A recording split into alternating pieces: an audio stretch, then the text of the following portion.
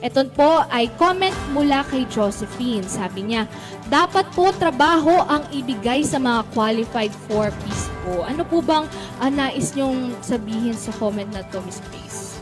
Tama naman siya, may punto siya doon. Kaya nga po kasama doon sa holistic approach na ginagawa ng 4Ps ay ang pagtingin din na magbigyan ng livelihood yung ating mga beneficiaries. Hindi lamang puhunan, meron din tayong skills enhancement at meron din yung minamatch natin sila sa mga available na mga trabaho dun sa kanilang lugar. Kapartner natin dyan, hindi lamang ang Sustainable Livelihood Program ng DSWD, kung hindi maging ang TESDA at DOLE. Ayan. So, sana nasagot ang inyong concern. Ayan.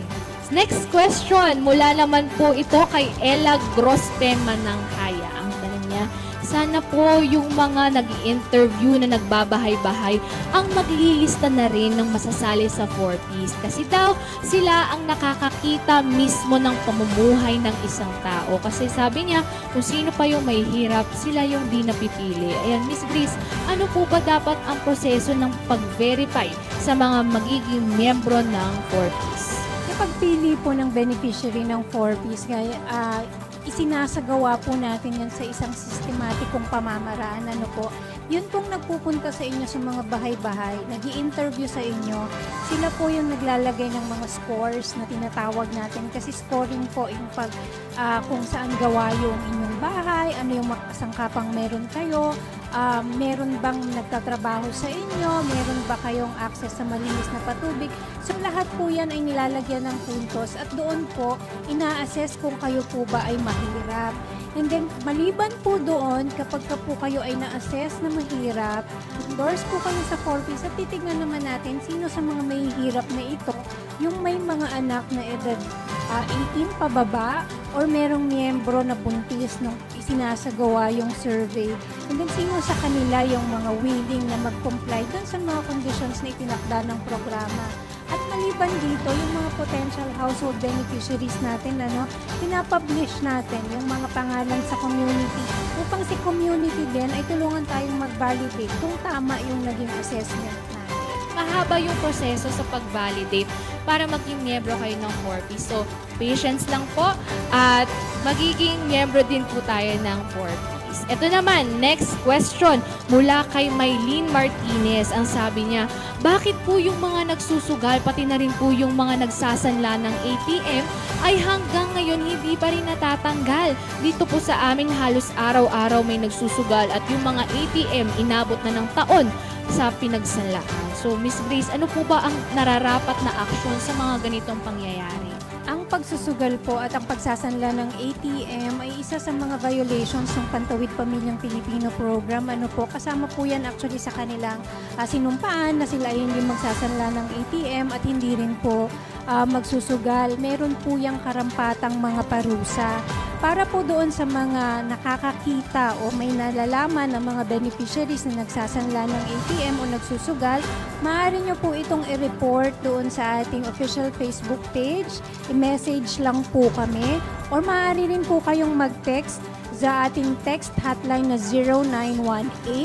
0918-9122813. Makakaasa po na yung mga nag-report ay hindi po natin babanggitin or i-mention at atin pong poprotektahan yung kanilang privacy. Thank you so much ulit, Miss Grace, sa pagsagot sa katanungan naman ni Maylene. At ito na nga po, muli sa mga nakasubaybay sa ating live, i-comment nyo lang po ang inyong mga katanungan at gagawin po namin lahat ng aming makakaya para masagot ang inyong mga katanungan ng punto por punto. Sigurado kaming marami na sa ating mga manonood na ka-4Ps ang nag-aabang ng sagot sa kanilang mga katanungan. Kaya Miss Grace, wag na po nating patagalin pa. Ready ka na po ba para sa ating fast break? Ready na. Ayan, Miss Grace, your timer starts now. Unang tanong galing kay Estil Pyongkito, bakit hindi lahat ng MCCT naka-payout dito sa Region 9? Totoo ba yung mga panggaling sa MCCT transfer sa RCCT taon bago makakuha ng payout ulit? Hindi po totoo. Next question galing kay Sharon M. Pestan. Akala ko ba lahat ng nagtapos sa 4Ps ay may makukuhang assistance pangpuhunan? Totoo ba ito? Hindi po pare-pareho yung assistance na binibigay sa lahat ng mag-exit.